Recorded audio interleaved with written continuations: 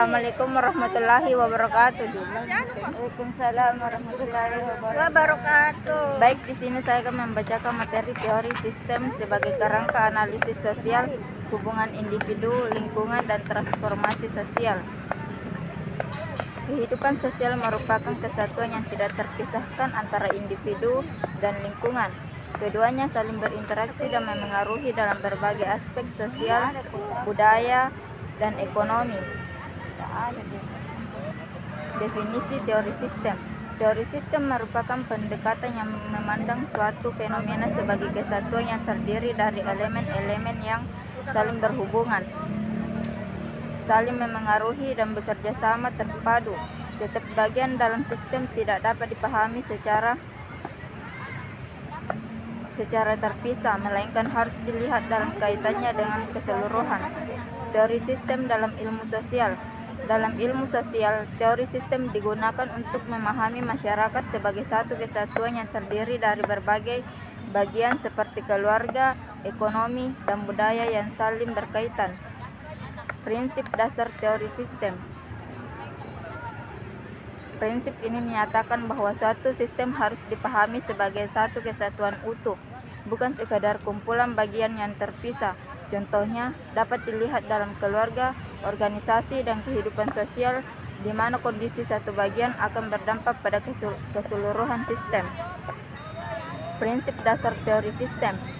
Prinsip ini menjelaskan bahwa setiap sistem pasti memiliki arah yang ingin dicapai.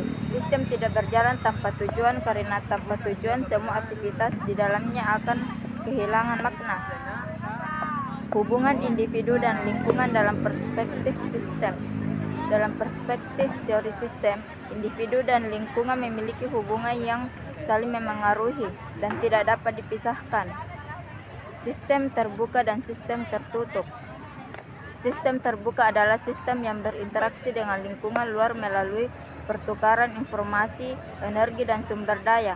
Sistem ini bersifat dinamis dan mampu beradaptasi terhadap perubahan melalui proses input, proses output, dan umpan balik.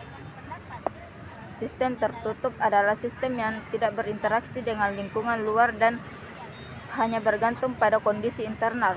Sistem ini cenderung bersifat kaku, tidak adaptif, dan sulit berkembang karena tidak menerima masukan dari luar.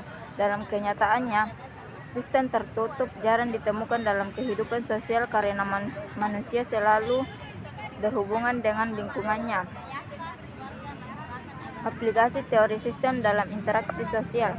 Teori sistem memandang interaksi sosial sebagai proses yang berkaitan antara individu dan lingkungan. Individu menerima pengaruh dari lingkungan, kemudian memprosesnya dan menghasilkan tindakan sosial yang akan memberikan dampak kembali melalui umpan balik. Teori sistem dan informasi sosial. Teori sistem menjelaskan bahwa transformasi sosial merupakan hasil dari perubahan dalam sistem yang terjadi akibat interaksi antar elemen masyarakat. Baik, itulah yang dapat saya sampaikan. Wabillahi taufiq wa hidayah. Wassalamualaikum warahmatullahi wabarakatuh. Waalaikumsalam. Nurul.